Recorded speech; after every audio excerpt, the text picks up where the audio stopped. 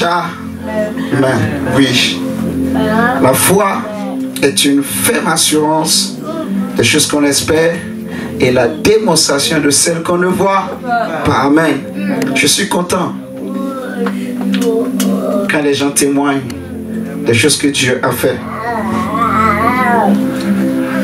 Ça encourage. Amen. Que nos prières portent des fruits. Dieu nous exauce. Et ça confirme que le diable est un menteur. Et que Dieu est vrai. Dieu est derrière sa parole. Qu'elle aussi avait un problème au pied. Et la dernière fois en prière, je donnais une parole de connaissance. Le bobo qui lui faisait mal est parti instantanément. Elle a été guérie. Comme on avait dit pendant la veille de prière, est-ce que la main de Dieu est courte? Non. La main de Dieu n'est pas courte. Dieu ne peut-il pas me toucher? Oui. Amen. Dieu peut toucher.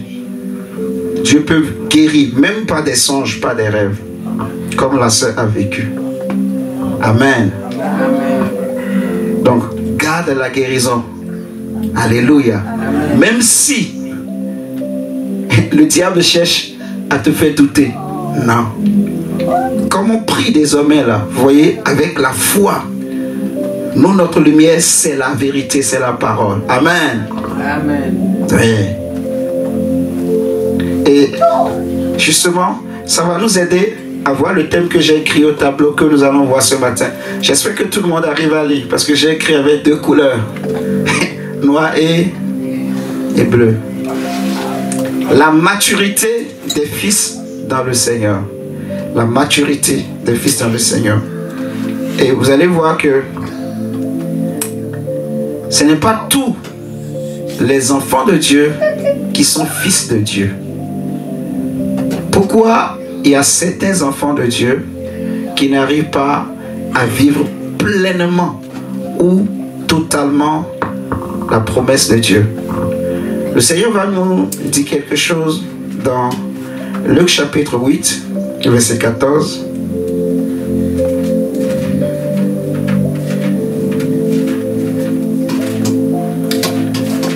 T'aime, je t'aime.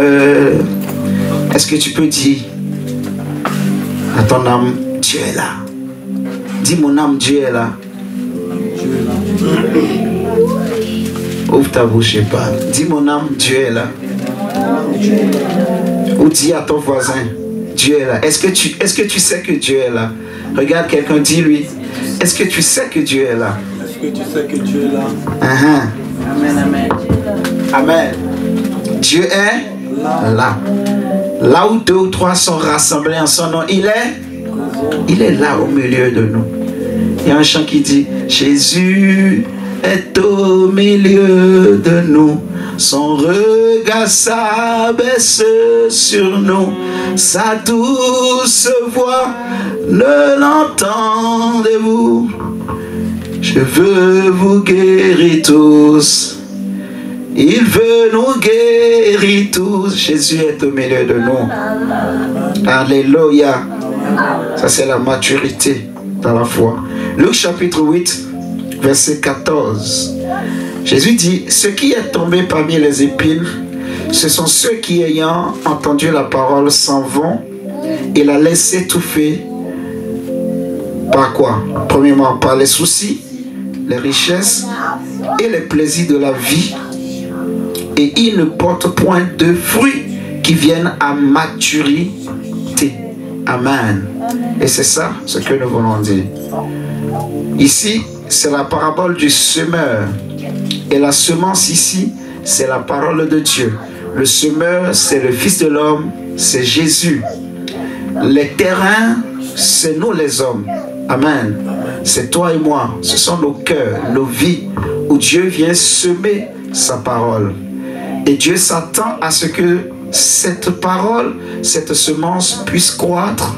Paul va dire que moi j'ai planté comme un jeune, comme un sage architecte. Et Apollos a arrosé. Mais celui qui fait croître C'est Dieu lui-même. Amen. Donc Dieu veut faire croître sa parole, sa semence dans l'homme, et il s'attend à ce que cette semence, comme tout bon cultivateur, porte des fruits. Amen. Le laboureur, quand il sème, il s'attend à récolter les fruits de sa semence. Amen. Il sème avec l'espérance de pouvoir manger le fruit de ce qu'il a semé, de ce qu'il a planté. On est d'accord? Quand il y a des intempéries, tous les agriculteurs sont mal à l'aise, sont déçus, parce que tout le fruit de leur travail est détruit. Amen. Ils ne pourront pas manger les fruits, ils ne pourront pas récolter les fruits. Donc quand on plante, quand on sème, on s'attend à ce que cela produise des fruits. Je veux dire par là que Dieu aime les fruits et Dieu veut voir les fruits. Et ce sont les matures qui portent des fruits. Parce qu'il est dit que ceux qui ont reçu la parole, ils n'ont pas laissé cette parole croître. Pourquoi? Parce qu'il y avait les soucis, les richesses et les plaisirs de la vie qui ont étouffé la parole en l'empêchant de croître, donc en empêchant la foi de s'installer. Et comme il n'y a pas eu la foi, parce que c'est lorsque la parole croît, la semence croît dans l'homme, que notre foi grandit, que notre foi devient affermie, stable. Alléluia. Et c'est alors qu'on devient mature et on peut porter des fruits. Ok? Donc, ce que nous pouvons dire, premièrement, c'est que ce n'est pas les enfants qui portent des fruits. Non, ce sont les adultes. Alléluia. Entre nous, est-ce que deux enfants peuvent donner naissance à un autre enfant? Non. Ce sont les adultes, des personnes qui ont l'âge. Vous voyez? Qui ont l'âge et les moyens aussi. Il faut que leur corps se développe et qu'ils aient les capacités.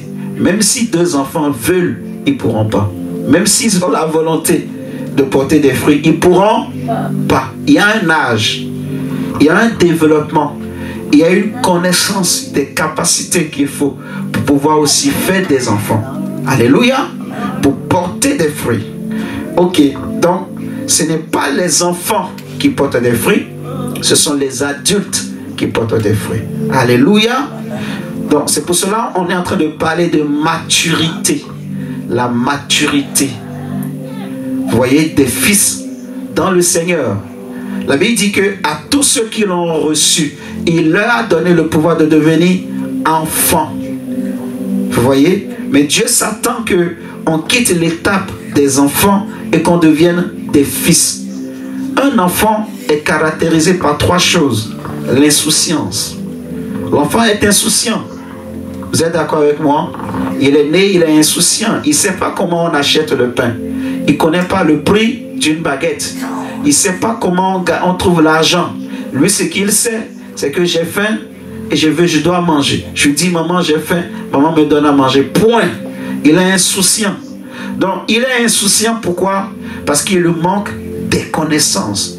Il ne connaît pas la vie. Il ne connaît pas les lois, les protocoles de la vie. Il ne connaît pas la loi du travail. Amen. Vous comprenez? Il ne sait pas qu'il faut aller travailler pour gagner l'argent. Il ne sait pas.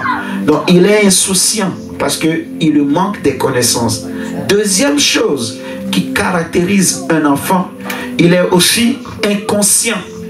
Vous voyez? L'enfant, non seulement qu'il est insouciant, mais il est aussi inconscient. Il est inconscient. Alléluia. Il est inconscient. Pourquoi? Parce qu'il n'a pas encore la compréhension des choses. Je vous donne un exemple. Quand tu mets un enfant devant le feu, il est capable de mettre son doigt dans le feu. Alléluia. Parce qu'il n'a pas compris le danger qui est dans le feu. Donc, sa compréhension n'est pas profonde. Alléluia. Il voit le feu qui brûle, qui produit de la chaleur, mais il ne comprend pas qu'il y a un danger dans le feu. Alléluia. Amen. Vous comprenez ça avec moi? On est tous d'accord? Donc, la deuxième chose qui caractérise un enfant, c'est l'inconscience. On a dit l'insouciance, l'inconscience. Et la troisième chose, ou la troisième caractéristique, ou le troisième caractéristique Ce qui caractérise un enfant, c'est la naïveté. Un enfant est naïf. N'est-ce pas? Il est naïf. Il pense que tout le monde est gentil. Amen. Un enfant pense que tout le monde est gentil. Il sourit à tout le monde. Il rigole avec tout le monde. Même si un étranger le croise dans la rue et lui dit viens, il va aller. Il est naïf en fait. Vous voyez ce que je dis? Il est naïf. Donc il pense que tout le monde est comme lui. Tout le monde est simple comme lui. Il ne sait pas que la vie est dure. Il ne sait pas que la vie est difficile. Il ne sait pas qu'il y a des ennemis qui rôdent. Il ne sait pas qu'il y a des gens qui ne l'aiment pas. Bien qu'il n'est qu'un enfant, il n'est qu'un bébé. Mais il ne sait pas qu'il y a des gens qui ne l'aiment pas. Regardez comme Moïse, quand il était né, il n'était qu'un enfant. Mais regardez toute la haine qui était déjà autour de l'enfant Moïse, au point que ses parents ont été obligés de le jeter dans l'eau. Alléluia. Regardez la naissance de Jésus. Jésus n'était qu'un enfant, mais imaginez toute la haine d'Hérode qui ne voulait qu'une seule chose, le tuer. Amen, amen. Donc l'enfant est inconscient, il est insouciant, il est inconscient, il est naïf. Je dirais même aussi que l'enfant est innocent. L'insouciance et l'innocence, c'est la même chose. Vous voyez? Il est innocent parce qu'il ne connaît pas. Vous voyez? Il peut blesser quelqu'un et l'autre va se... C'est quand vous regardez les enfants, quand ils jouent, il peut taper son ami ou son camarade. Il ne sait pas que c'est mauvais. C'est les adultes qui vont lui dire, on ne fait pas ça, demande pardon. Et il va dire, je te demande pardon. Et il apprend. Ok? Donc l'enfant est innocent, il est insouciant, il est inconscient, il est naïf. Et c'est grave en fait. Parce que ça nous amène à comprendre en fait que tant que je suis innocent, en fait, toute décision ou toute action que je pose, j'en assumerai les conséquences, les dangers et les combats qui s'en suivront. Et c'est ça le problème en fait. L'enfant de Dieu qui devient mature, il a la connaissance. Il n'est pas inconscient ou insouciant. Il a la connaissance, il connaît les dangers. Il sait ce qui n'aime pas les enfants de Dieu, ce qui combat les enfants de Dieu. Comment faire pour être fort en tant qu'enfant de Dieu? Il connaît tout. Il connaît ce que c'est que la foi. Vous m'entendez ce matin? Donc il sait ce qu'il faut faire pour être un plus que vainqueur, en fait. Un vrai disciple de Jésus, un enfant de Dieu qui est mature, il sait ce qu'il faut faire pour être plus que vainqueur. Alléluia. Parce qu'il y a des chrétiens qui échouent, malheureusement. C'est triste de le dire, mais ce n'est pas tous les chrétiens qui arrivent à vivre la victoire que Dieu nous donne en Christ. Alléluia. Est-ce que vous m'entendez ce matin? Donc un enfant de Dieu qui est mature, c'est l'enfant de Dieu qui connaît très bien les principes de la parole de Dieu et donc qui les applique. Parce que l'apôtre Jacques va dire que celui qui sait faire le bien mais qui ne le fait pas, il pêche. Et c'est ça le problème. Quand tu connais ce qu'il faut faire mais tu ne veux pas le faire, c'est que ce n'est plus la faute de Dieu, c'est toi-même. Tu ne veux pas grandir, tu veux toujours rester enfant. Vous savez, il y a des adultes qui aiment toujours rester toujours avec des enfants. Il a 40 ans, il a 50 ans, mais il aime toujours traîner avec les jeunes du quartier. Il n'est pas marié, elle n'est pas mariée. Posez-lui la question, papa, toi là, c'est quoi ton problème? Pose la question. Tu as 40 ans, tu as 30 ans, tu as 50 ans. Mais tu ne te soucies pas de te marier. Tu es une femme, tu as déjà 30 ans. Tu ne te soucies pas que il faut que je rentre dans la maison d'un homme. Tu veux toujours traîner avec les jeunes filles du quartier. Mais tu sais qu'à ton âge, il faut te marier. À ton âge, en fait, tu connais ce qu'il faut faire à ton âge. Mais tu ne veux pas le faire. Ça veut dire quoi? Tu veux rester bébé. Tu veux rester toujours un enfant. Enfant de papa et de maman, rester toujours chez papa et maman. Il y a un problème. Il faut la délivrance. Et oui, il faut une vraie délivrance, en fait. C'est ça, en fait, ce qu'on appelle l'immaturité. Donc, il a grandi physiquement. Vous allez voir des personnes, surtout en Europe ici. Un enfant, il n'a que 10 ans. Mais si tu vois sa taille, sa forme, tu peux lui donner 18 ans. C'est comme ça qu'on attrape des gens. Il m'a dit, je ne savais pas, je pensais qu'elle avait 18 ans. Elle-même m'a dit, j'avais 18 ans. Alors que c'était qu'une fille de 14 ans. Ou de 12 ans même. Vous voyez? Parce qu'elle se développe vite. Vous voyez ce que je suis en train de dire? Mais dans sa tête, c'est vide. Elle a la morphologie d'une personne peut-être qui a 15 ans, qui a 18 ans, mais elle n'a pas la tête de son âge. Enfin, non, elle n'a pas la tête de sa morphologie. Vous comprenez ce que je suis en train de dire? Et c'est ce qui se passe. On voit des hommes, en fait, qui ont l'âge de faire des choses, mais qui refusent de le faire. Vous voyez? Parce qu'ils ne veulent pas devenir grands. L'apôtre Jacques dit que celui qui sait faire le bien, celui qui sait ce qui est bien. Prenons Jacques, chapitre 4, verset 17.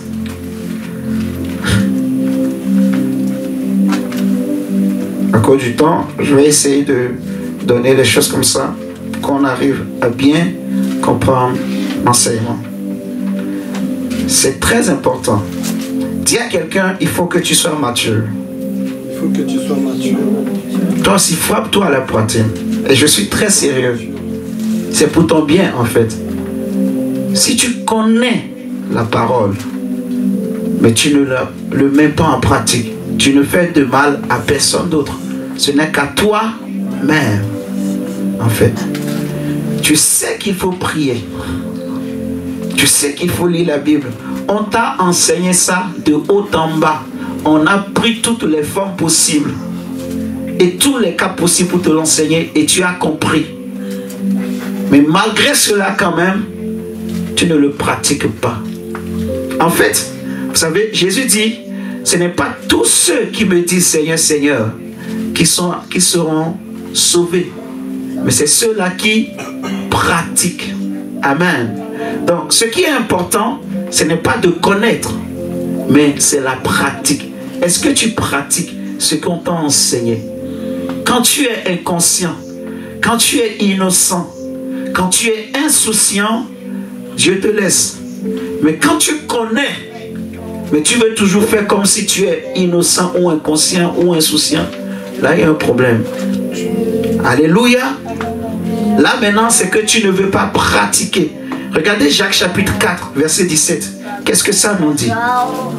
Jacques 4, au verset 17.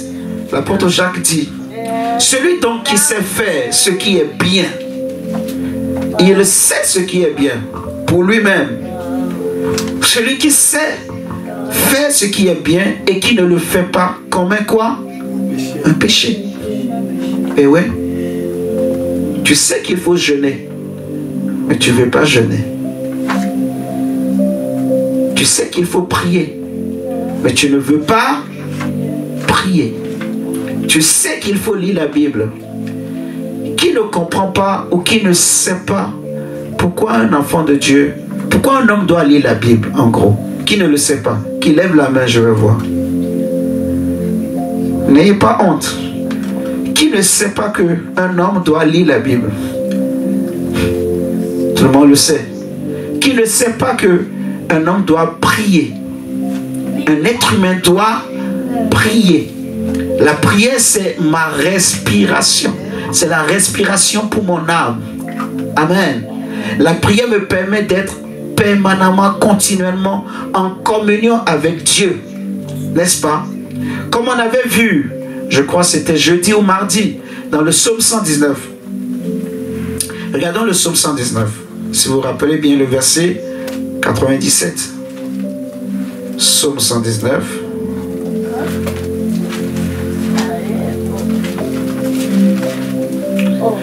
Le verset 97 dit, « Combien j'aime ta loi, elle est tout le jour l'objet de ma méditation. Tes commandements me rendent plus sage que mes ennemis, car je les ai toujours avec moi. » Donc, la parole de Dieu doit être tous les jours l'objet de nos méditations. Et le psalmiste dit que je les ai toujours avec moi. Je dois avoir toujours la parole de Dieu avec moi. Partout où je vais. Même quand je vais travailler, je dois l'avoir avec moi. Quand je marche dans la rue, je dois l'avoir avec moi. Et je donnais comme exemple que dans la loi de Moïse, les enfants d'Israël, eux, ils avaient une pratique. Ils s'attachaient les versets. Vous voyez, ils les mettaient dans des fils, ils s'attachaient aux pieds, aux bras, pour les avoir toujours avec eux partout où ils vont.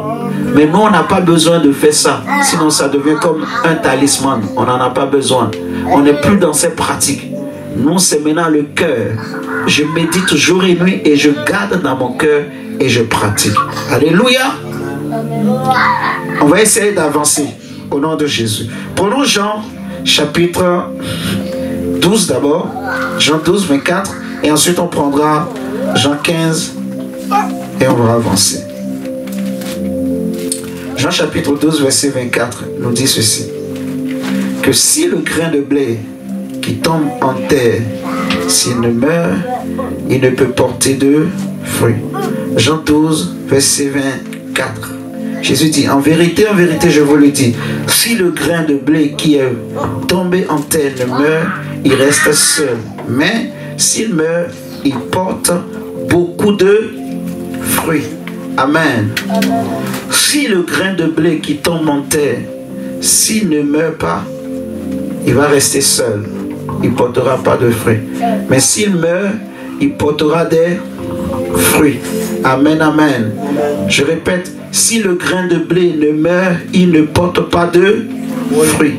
Mais c'est seulement quand il meurt qu'il porte de fruits. Amen, amen. Et le problème, excusez-moi, des enfants d'Israël, parce que Dieu va dire dans la parole de Dieu que son fils, son premier fils, son aîné, c'est Israël. Donc, le premier fils que Dieu avait eu, ou que Dieu s'était choisi, c'est Israël. Ce n'était pas l'Église. L'Église est venue après. Alléluia. Et quand Dieu dit que Israël est mon fils, dans Exode chapitre 8, je crois, on va le lire peut-être tout à l'heure, c'est dans Exode 4, je crois. Exode 4, 2. Ouais, Exode chapitre 4, verset 2. Quand Dieu dit que Israël est mon fils, en fait, c'est une façon de dire que Israël est le premier. Vous voyez, il est mon bien-aimé, il est mon choix, il est le peuple que j'ai choisi. Alléluia. C'est ce que le Seigneur veut dire. Sinon, le vrai fils de Dieu, c'est Jésus-Christ. Alléluia. Donc, Israël est le premier fils que Dieu avait choisi. Et nous voyons que, selon l'auteur de l'Épître aux Hébreux, la Bible dit que le même évangile qui nous est prêché aujourd'hui leur a aussi été prêché. Dieu les a sortis de l'Égypte, il les a menés dans le désert et pendant 40 ans, il va leur apprendre à connaître Dieu. Il leur a enseigné les lois et les commandements de Dieu. Il va leur dire que je vous ai fait marcher pendant 40 années dans le désert. Vos chaussures ne se sont pas usées. Vos vêtements ne se sont pas usés. Amen, amen. Et il va dire que je vous ai fait manquer de la nourriture. Je vous ai fait manger la manne pour vous apprendre que l'homme ne vivra pas seulement de pain, mais de toute parole qui sort de la bouche de Dieu. Cela veut dire que tout le parcours qu'ils avaient vécu dans le désert, c'était une école pour apprendre à connaître Dieu, pour devenir mature. Est-ce que vous me suivez ce matin? Dieu n'avait pas fait ça par méchanceté. Dieu n'avait pas fait ça par hasard. Ils savaient ce qu'ils faisaient. Si vous vous rappelez très bien, quand ils étaient sortis de l'Égypte, il y avait un chemin rapide et facile qu'ils pouvaient prendre. Mais Dieu a dit à Moïse, non, il faut te détourner et prenez le chemin du désert. Parce que Dieu voulait que ses enfants deviennent matures. Alléluia. Donc on se comprend que Dieu a un projet pour chaque homme. Dieu a un projet pour ses enfants. Quand Dieu choisit une personne, il a un plan pour lui. Tout ce que je peux vivre ou tout ce que tu peux vivre, depuis que tu es né, depuis que tu es devenu enfant de Dieu, c'est une école. Dieu est en train de t'apprendre pour que tu deviennes mature. Tu dois être capable de tirer des leçons. Alléluia. Est-ce que tu m'entends ce matin? Tu dois être en mesure de pouvoir tirer des leçons, des choses que tu as vécues pour ne pas revivre les mêmes choses. Amen, amen. Que ce soit les combats, que ce soit les victoires. Qu'est-ce qui t'a amené à cette victoire? Qu'est-ce qui s'est passé pour que tu aies ce combat? Tu dois pouvoir tirer des leçons et savoir qu'on ne fait pas ça, on ne fait pas ci. Et savoir aussi que si je fais ceci, ça va me donner cette victoire. Ma femme aime souvent dire, les mêmes causes produisent toujours les mêmes effets. Amen. Vous comprenez ça avec moi? Donc Dieu voulait que Israël devienne mature. Malheureusement, les enfants d'Israël n'ont pas obéi. Ils se sont détournés. Et Dieu va se plaindre, Dieu va se fâcher. Il va dire que tous les jours, je me suis tourné vers un peuple rebelle, un peuple récalcitrant, un peuple un peuple contredisant. Vous voyez ce que je suis en train de dire? Dieu dit tous les jours, j'ai essayé d'éduquer des enfants rebelles, des enfants contredisants, des enfants qui ne veulent pas apprendre, qui ne veulent pas grandir. Alors Dieu était fatigué. C'est là qu'il va se tourner vers les païens. Regardez avec moi Jean chapitre 15. Jean 15 verset 1. La maturité des fils en Christ. Il y a beaucoup de choses à dire. Toutes les épreuves par lesquelles tu peux passer, mon frère, ma soeur, c'est pour t'enseigner. Amen. Tout ce que Dieu permet que tu vives, c'est pour t'apprendre. Est-ce que tu apprends les leçons de la vie, que la vie elle-même t'enseigne? Est-ce que tu apprends les leçons que Dieu t'enseigne? Amen, amen. Veux-tu ne plus être attaqué? Est-ce que tu ne sais pas ce qu'il faut faire? Alléluia. Veux-tu avoir la victoire? Est-ce que tu ne connais pas la clé?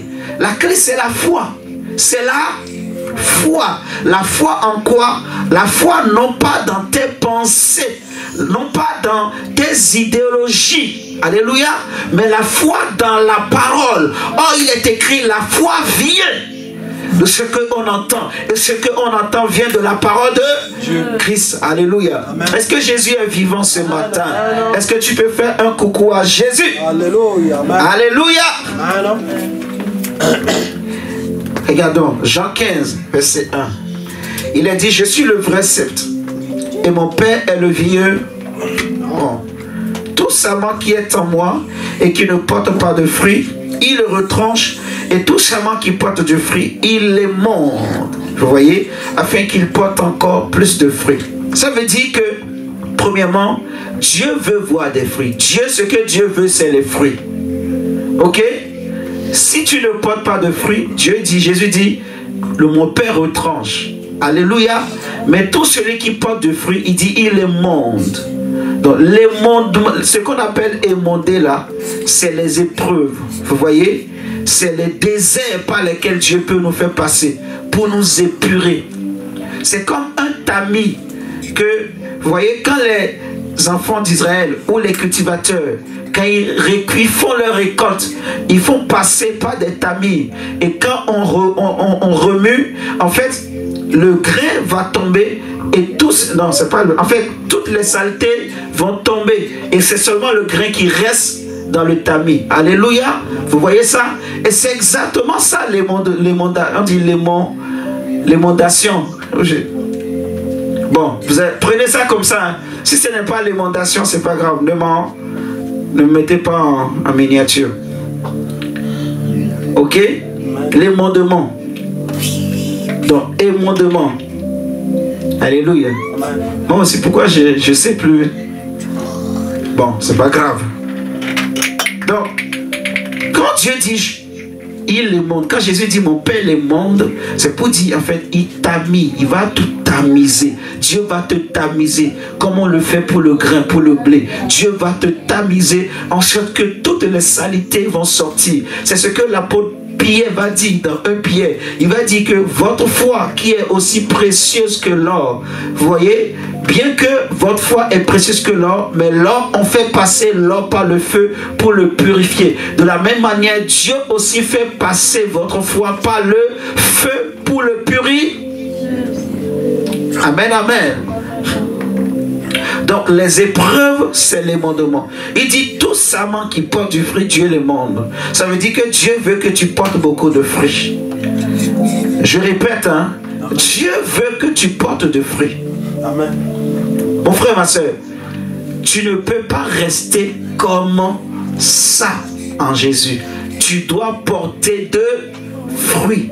Et pour porter de fruits, il faut que tu deviennes mature, que tu sois stable, que tu sois apaisé, que tu comprennes c'est quoi la joie, c'est quoi la paix, c'est quoi la stabilité. Alléluia. La joie ne vient pas de l'argent, la joie ne vient pas des amis, la joie ne vient pas de l'extérieur, non. La joie vient de Dieu, la joie vient de la parole, la joie vient de ta relation, ta communion avec Jésus.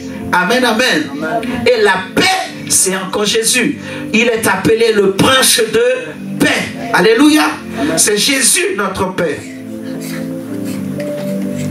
Est-ce qu'il y a quelqu'un qui manque de paix ce matin? Lève la main si tu n'as pas la paix.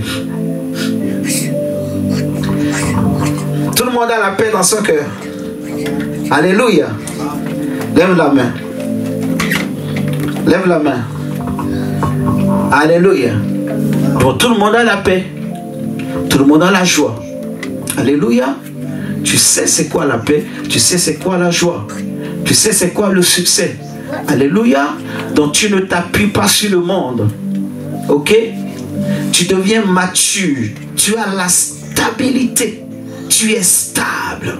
Tu sais d'où tu viens, tu sais où si tu vas. Tu ne t'inquiètes pas pour ton lendemain. Parce que tu sais qu'il y a un chemin tout tracé pour toi par le Seigneur. Chaque matin quand tu te lèves, tu ne t'inquiètes pas pour ta journée. Tu sais que la journée elle-même s'en chargera. Dieu a déjà planifié et a planifié toutes choses. Alléluia. Je marche avec la grâce de Dieu. Je trouve dans mon cœur un chemin tout tracé à mon réveil. C'est ce que la parole de Dieu nous dit. J'ai dans mon cœur un chemin tracé. Donc Dieu a déjà tout préparé pour moi. Je ne marche pas au hasard. Non, avec l'enfant de Dieu, il n'y a pas de hasard. Tout est planifié, tout est programmé, tout est calculé. Non pas par moi, mais par Dieu, par la parole de Dieu. Alléluia. Amen, amen. Amen. Donc Jésus dit que tout serment qui porte du fruit, le Père les montre afin qu'il porte encore plus de fruits. Déjà vous êtes purs à cause de la parole que je vous ai annoncée. Demeurez en moi et je demeurerai en vous. Comme le serment ne peut de lui-même porter du fruit s'il ne demeure attaché au sceptre. Ainsi vous ne le pouvez non plus si vous ne demeurez en moi. Je suis le sceptre, vous êtes les serments. Celui qui demeure en moi et en qui je demeure porte beaucoup de fruits. Car sans moi, vous ne pouvez rien faire. Si quelqu'un ne demeure pas en moi, il est jeté dehors comme le sarment et il sèche. Puis on ramasse les sarments, on les jette au feu et ils brûlent. Si vous demeurez en moi et que mes paroles demeurent en vous, demandez ce que vous voudrez et cela vous sera accordé. Si vous portez beaucoup de fruits, c'est ainsi que mon Père sera glorifié et que vous serez mes disciples. Alléluia. Est-ce que vous êtes en train de me comprendre là? Ce n'est pas tous les enfants de Dieu qui portent de fruits, qui sont disciples, non. C'est ceux qui portent des fruits, qui sont de réels disciples, des fils en fait. Alléluia. Donc Dieu veut que tu portes de fruits. À quel niveau tu te trouves aujourd'hui dans les choses de Dieu? Tu dois porter des fruits. Jésus dit, on continue la lecture jusqu'au verset 16. Il dit au verset 9, comme le Père m'a aimé, je vous ai aussi aimé. Demeurez dans mon amour. Si vous gardez mes commandements, vous demeurerez dans mon amour. De même que j'ai gardé les commandements de mon Père et que je demeure dans son amour. Je vous ai dit ces choses afin que ma joie soit en vous et que votre joie soit parfaite. C'est ici mon commandement. Aimez-vous les uns les autres comme je vous ai aimé. Il il n'y a pas de plus grand amour que de donner sa vie pour ses amis. Vous êtes mes amis si vous faites ce que je vous ai, ce que je vous commande. Je ne vous appelle plus serviteur parce que le serviteur ne sait pas ce que fait son maître, mais je vous ai appelé ami parce que je vous ai fait connaître tout ce que j'ai appris de mon Père. Ce n'est pas vous qui m'avez choisi, verset 16, mais moi je vous ai choisi et je vous ai établi afin que vous alliez et que vous portiez du fruit et que votre fruit demeure, afin que ce que vous demanderez au Père en mon nom, il vous le donne. Donc tout est lié finalement. Tout est lié. L'exaucement, vous voyez, c'est lié au fruit en fait. Plus tu portes de fruits, plus Dieu t'exauce. Vous comprenez ça? Plus ta relation avec le Seigneur est grande, plus tu portes de fruits. Est-ce que tu peux balancer les mains? Balance les mains, balance les mains. Là où tu es, balance tes mains au nom de Jésus. Balance tes mains encore, encore. Est-ce que tu peux pousser un cri de joie? Pousse un cri de joie. Pousse un cri de joie. Plus fort que ça. Pousse un cri de joie. Plus fort que ça. Plus fort que ça. Plus fort que ça. Mieux que ça. Tu peux. Plus fort que ça. Amen, amen. Pousse encore. Plus fort. Amen. Amen. Alléluia. Le Seigneur est bon. Donc, tout est lié, je disais. Le fait de porter des fruits et le fait d'être exaucé. Pourquoi certains enfants de Dieu n'arrivent pas à vivre les promesses de Dieu? Parce qu'ils restent enfants. Donc, ils sont naïfs, en fait. Ils sont naïfs. Il y a des gens, ça fait 10 ans, 15 ans, il est en Christ, mais il est toujours naïf. Il pense que la vie chrétienne, c'est comme ça, quoi. On peut être chrétien, on veut que les prières soient exaucées, on veut être sauvé, on veut vaincre le diable, mais on peut vivre sa vie comme on veut. On ne veut pas prier. Sa vie de prière, c'est 1 minute par semaine, même pas par jour. Il prie 1 minute par semaine, il fait « Ah, merci Seigneur » et c'est fini. Il fait ça lundi matin, même pas lundi matin, dimanche. Ou c'est seulement les dimanches que lui vient à l'église. C'est seulement là, quand il vient à l'église et le pasteur dit, dites merci à Dieu. Qui dit seulement, il commence merci à Dieu. Et dès qu'il dit merci à Dieu, le sommeil, où il sent comme un souffle qui monte, qui vient comme on veut le touffer, qui bloque sa voix. Comme s'il veut s'étouffer, il s'arrête. Il est fatigué, il s'assoit. Je sens qu'il n'y a pas la prière en lui. Il n'y a pas la parole. Il n'y a pas le feu. Il est rempli du monde. Il est rempli de la chair. Vous comprenez ça? C'est pour cela qu'il a du mal à prier, à parler à Dieu. Il a du mal à parler. Tout simplement. Donc il y a des chrétiens comme ça, qui sont naïfs. La vie chrétienne, ce n'est pas une vie de naïveté. Il n'y a pas de hasard. Ce qu'un homme aura semé, il le moissonne. Il n'y a pas de hasard. Ce que tu sèmes, c'est ce que tu vas récolter, tu vas moissonner. Parce que Dieu t'a tout enseigné. Dieu t'a montré. Alléluia. Jésus dit, c'est ce... Il dit, je vous ai choisi, je vous ai établi afin que vous alliez et que vous portiez du fruit. Je vais te dire ce matin que tu es la bien-aimée et le bien-aimé de Dieu. Dis Amen. Amen. Tu es le choisi de Dieu. Dis Amen. Amen. Amen. Dieu t'a choisi. Dis Amen. Amen. Dieu t'a aimé le premier. Dis Amen. Amen. C'est toi que Jésus a choisi. Dis Amen. Amen. C'est toi que Dieu a choisi. Dis Amen. Amen. Tu es la lumière que Dieu a choisie pour cette génération. Dis Amen. Amen. Tu es le sel de la terre. Dis Amen. Alléluia.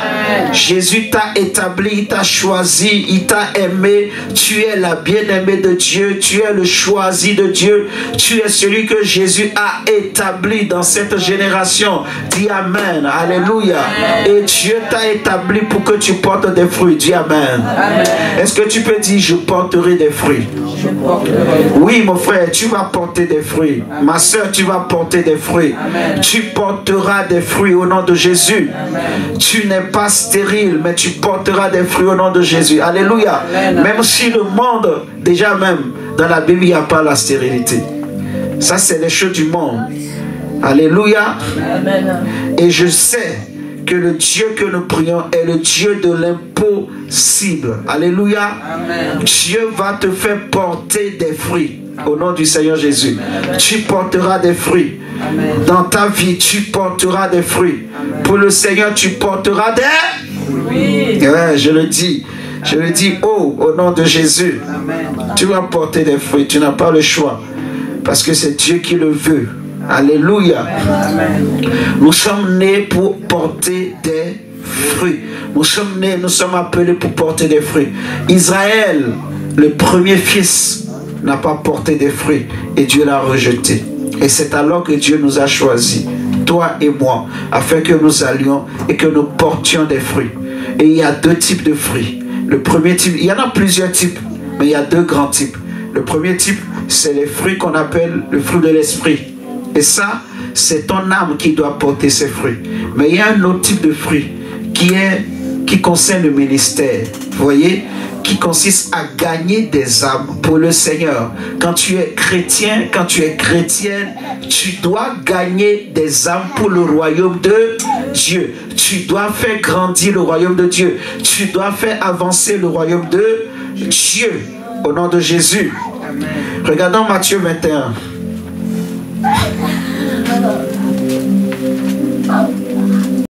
Cela est venu et c'est un prodige à nos yeux. C'est pourquoi je vous le dis, le royaume de Dieu vous sera enlevé et sera donné à une nation qui en rendra les fruits. Celui qui tombera sur cette pierre s'y brisera et celui sur qui elle tombera sera écrasé. Il y a beaucoup de choses à dire. Il y a beaucoup de choses à enseigner. Mais à cause du temps, on ne va pas tout dire. On va pas tout dire. On va juste prendre 1 Corinthiens 13 et on va prier le Seigneur.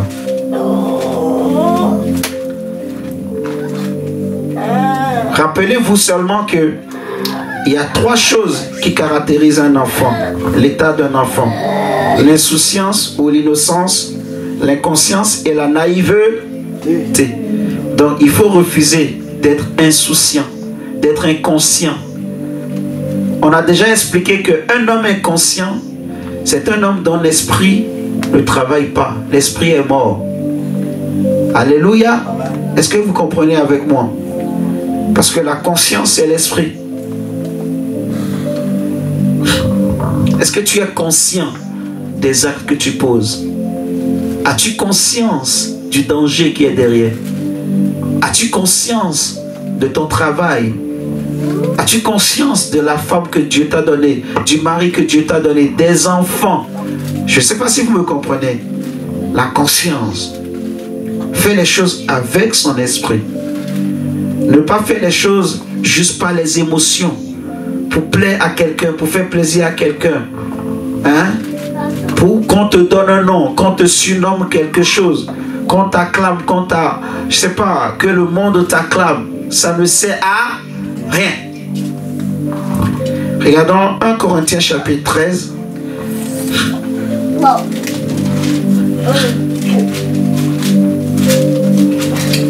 1 Corinthiens 13 verset 11. On va aller juste au verset 11. Il est dit: lorsque j'étais enfant, je parlais comme un enfant. Je pensais comme un enfant.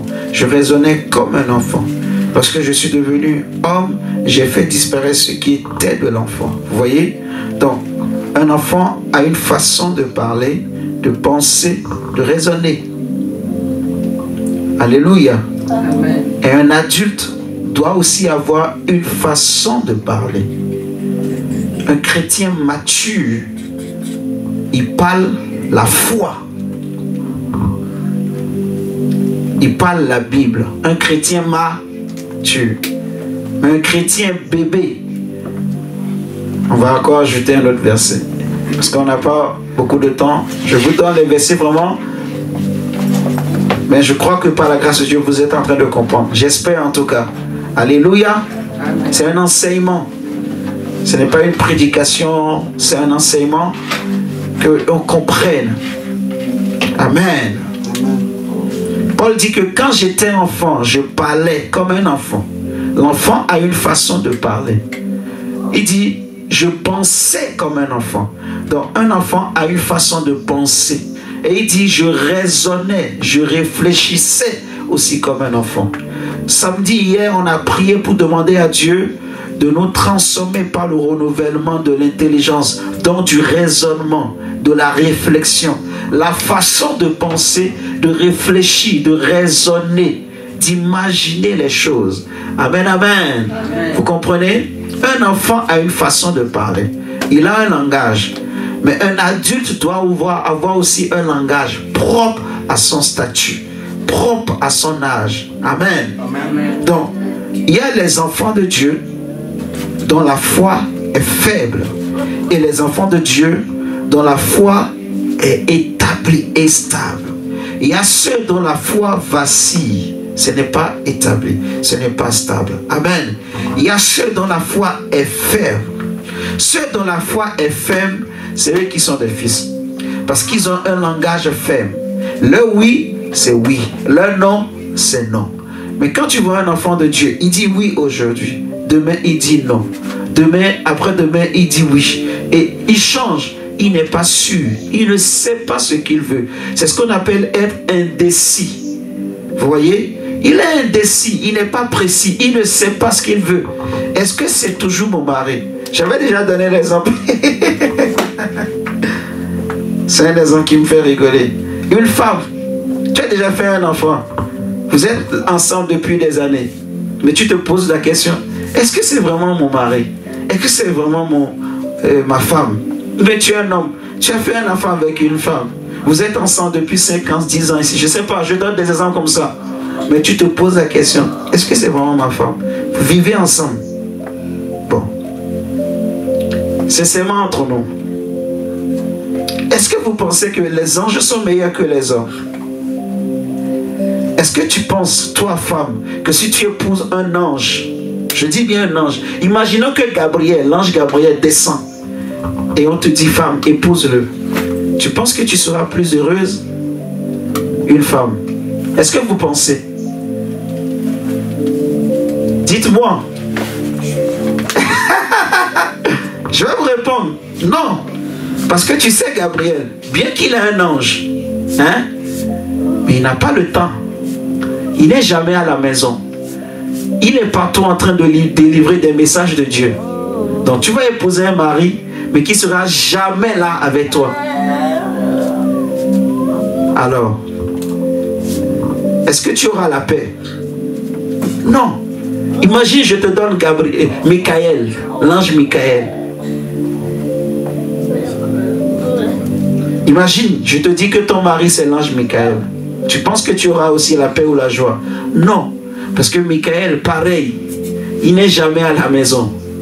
Il sera un mari qui fait la guerre. Donc, tu auras un mari, il va en mission, il va rentrer 3 mois après, 6 mois après, 1 an après, il rentre encore, c'est juste pour faire 1 minute, une autre mission l'attend.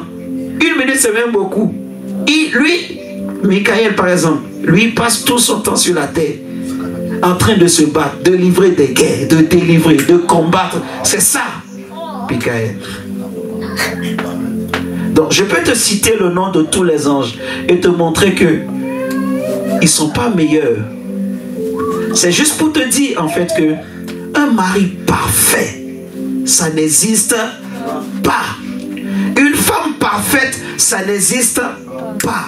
C'est pour cela que je dis que celui qui est mature, c'est celui qui sait que la perfection, la vraie paix, l'excellence, ça ne vient ni du mari, ni du femme, ni des amis, ça ne vient pas de l'extérieur. Ça vient de Jésus, ça vient de la parole de Dieu.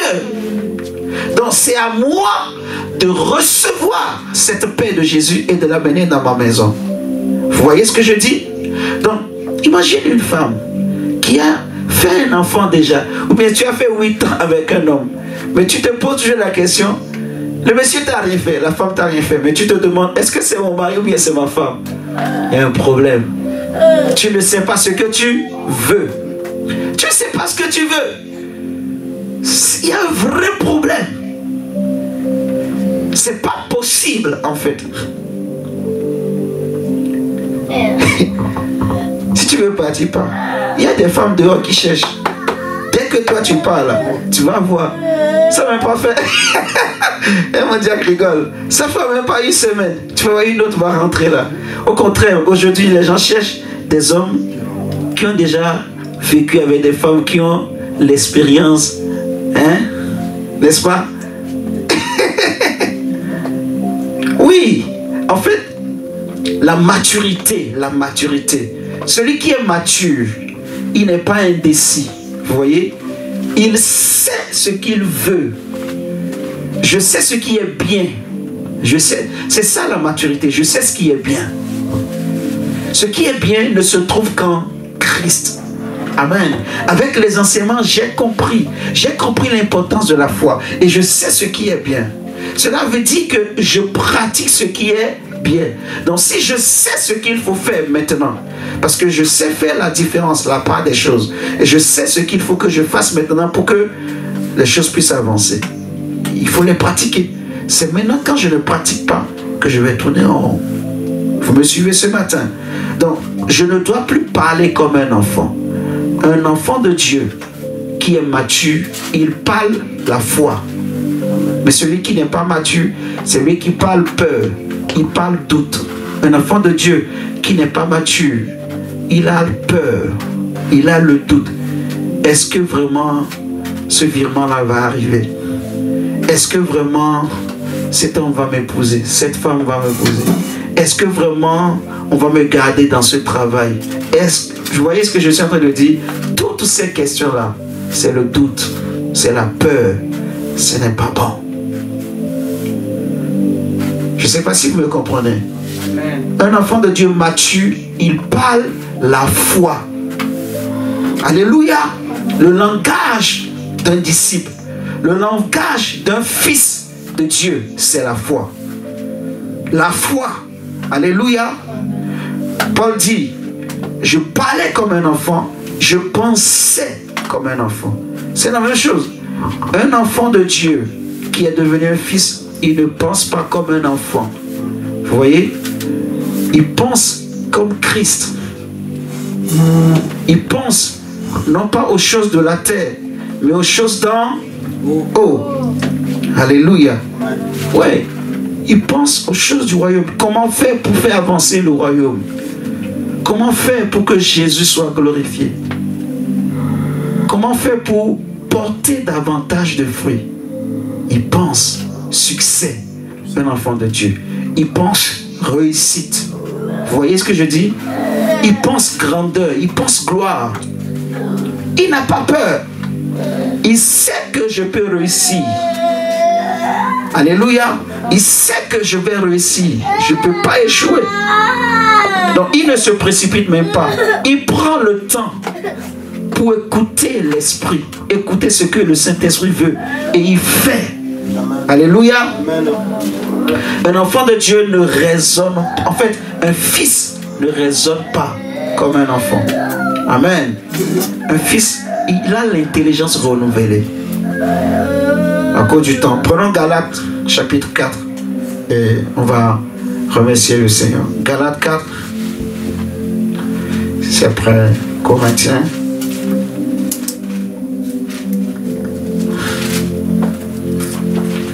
Galates chapitre 4 verset 1 nous dit: Or, aussi longtemps que l'héritier est enfant, je dis qu'il ne diffère en rien d'un esclave, quoiqu'il soit le maître de tout. Vous voyez?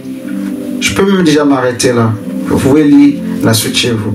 Aussi longtemps que l'héritier est comme un enfant, la Bible dit qu'il ne diffère pas d'un esclave. Il ne diffère pas d'un esclave, même s'il est héritier de tout. Donc, il a le statut ou la condition d'un esclave aussi longtemps qu'il reste un enfant. Donc, ne reste pas un enfant. Ne demeure pas un enfant de Dieu. Deviens un fils et une fille de Dieu. Ce qui veut dire un homme mature dans les choses de Dieu. Maintenant, un homme mature, c'est l'homme qui sait prendre des décisions. C'est l'homme qui sait pratiquer, qui pratique. Alléluia. C'est l'homme qui n'est pas naïf. C'est ça un homme mature, un homme responsable, un homme qui veut porter des fruits. Il faut que je porte des fruits. Je dois porter des fruits. Je dois gagner des âmes. Je dois travailler pour que l'œuvre de Dieu avance, que le royaume de Dieu avance. Amen. Je dois travailler pour que ma foi grandisse davantage.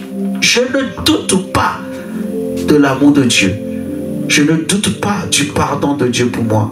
Je ne lutte plus contre le péché. Je ne suis plus au niveau où Dieu pardonne-moi, pardonne-moi. Non, ça c'est réglé. Je ne sais pas si vous me comprenez. La maturité. La maturité.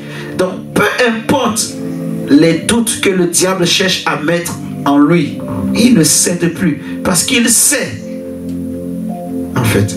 Vous comprenez? Prions le Seigneur pour dire à Dieu, Seigneur, je refuse de rester un enfant. Je déclare que je deviens un fils ce matin. Je deviens mature. Au nom de Jésus. Prie le Seigneur ainsi. Dis à Dieu, Seigneur, je deviens mature.